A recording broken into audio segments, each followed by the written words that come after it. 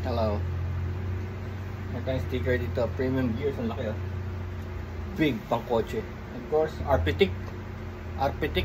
Batikang pitikero ng Marilaki. Na medyo kumalma rin ng konti ngayon dahil alam mo na, binabantayan yung Marilaki ngayon.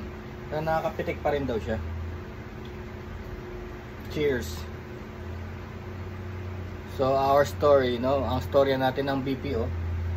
Ang storya natin ng BPO started in October, right? October of last year. Now it's March. So ganun katagal yung storya ng BPO natin. October, November, December, January. 5 months na. 5 months and still running for 6 months. Storya. Title natin ngayon is Ramp Down, no? Pag sinabing ramp down, nagbabawas na ng mga agents, no? Mga call center agents. Ganun talaga nangyayari sa mga call centers. Minsan may ramp up, may ramp down. Diba? Pag may order, usually critical eh. Let's say December, let's say Christmas. So syempre marami magsha-shopping, no? Sa mga Amazon or Lazada or Shopee, no? Tapos marami ring gagamit ng mga Grab, no? So yan, itataas nila yung mga number of agents kasi maraming customer service ang kailangan yan. So tadami talaga, up to 1,000, no? Ibig sabihin nyo yan, tinatawag nila seasonal account. So ganun din nangyari sa amin na may time na nangailangan tong account na to ng maraming agents no around November to February. But that's over na, no? Pumasok kami October, nasalo na namin yun. So ngayon, it's over na, tapos na. So nagbabawas na, pabawasin na yung mga agents. So yun yung ramp down. Yung kaso naman natin, nag-aantay lang tayo ng storya, di ba? Gumagawa tayo ng storya. Kung nagsimula ang lahat, gumagawa tayo ng storya, nakarating tayo sa iba-ibang BPOs. Yun, swerte naman, kahit may edad na, no, natanggap pa rin. Actually, natanggap ako sa tatlo. Siguro dahil nasanay na rin ako makipag-usap sa mga tao, no? Tsaka marami na ako experience. Tapos, nangyari dito, masaklap pala dito sa ramp down. Talagang kahit na yung mga matagal na sa kumpanya, minsan nga nakakasabay ko sila sa CR, no? Sabihin nila, makausap kami, gano'n ka katagal dito? Sabihin sa akin. Sabi ko, 4 months. Siya, ikaw 3.5 years na, ganyan, 5 years, 7 years.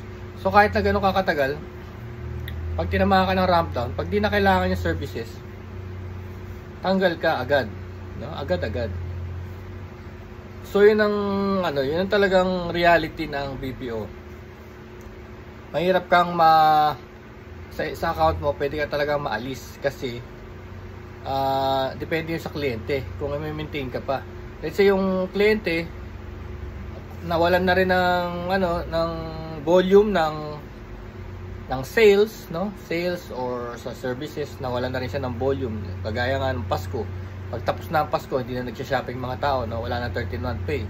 So, babawasin na rin yung mga agents na tumatanggap ng mga orders, ng mga calls, ng mga refunds, feedbacks, returns, di ba?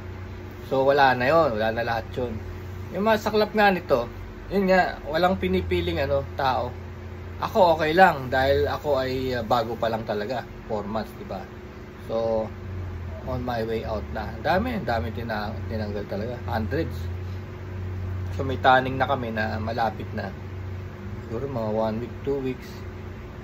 Okay na. Natuwa pa nga ako dun dahil medyo alam mo na, yung call center job is madaling araw Hindi na yung pwede sa may edad tsaka high blood. No? Madaling araw. Actually, nakukulangan nga ako nagtulog Just like kahapon.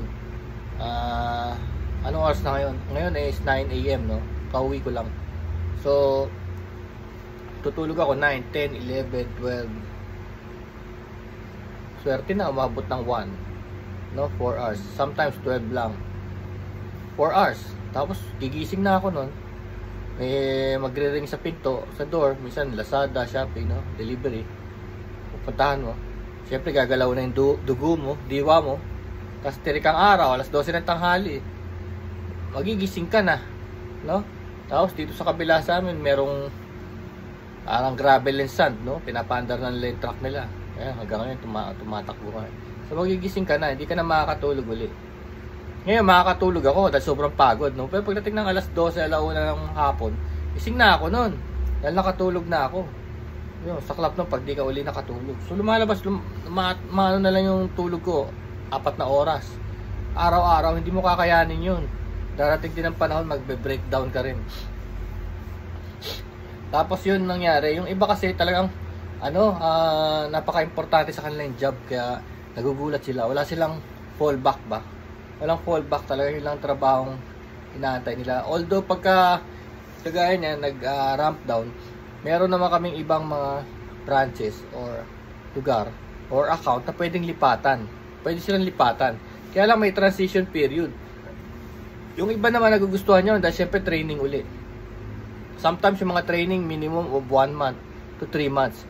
Isipin mo magta-training ka na 3 months, may bayad na yun. Pasok-pasok ka na rin. 3 months yun, tagal yun. So wala pang bugbugan nun, nag-aaral ka pa lang nun, no? Tapos sabihin na natin, makipagbugbugan ka na, andiyan ka na, mahirap yung work. O, 1 to 2 months, kakayanin mo pa yun. So makaka 5 months ka pa bago ka umayaw, di ba? So ganun yung paglipat-lipat ka ng account. Usually in the same building din naman, no? So yung mga dati mong kasama, makakabangga-bangga mo sila sa canteen, ganun. Sa CR, ganun nangyayari. Sa car park. So makakatsikahan mo pa rin yung mga tropa mo. At saka may mga Facebook chat room naman, no? So yun ang nangyari doon. Yun ang dilemma nung mga ramp down, no? Pero ako actually, natuwa pa nga ako dahil nga kailangan ko ng pahinga. Ngayon nga parang may bara yung ano ko, tenga ko. Parang yung ear ko may bara sa dito yung station tube. Kasi may tube dyan eh. Dapat siya laging libre, no? Pag hindi, parang may nagre-ring sa tenga mo, no? Syempre call center, no? Kailangan ko yung tenga ko.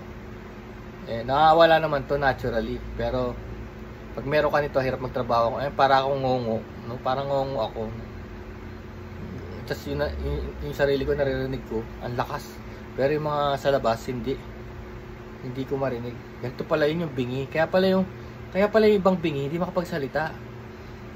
Kasi may apekto pala. Kasi parang binabantayan mo yung yung sound mo. Pag di mo naririnig yung sound mo, parang wala kang guide, no? Parang wala kang guide na ganun pala yun.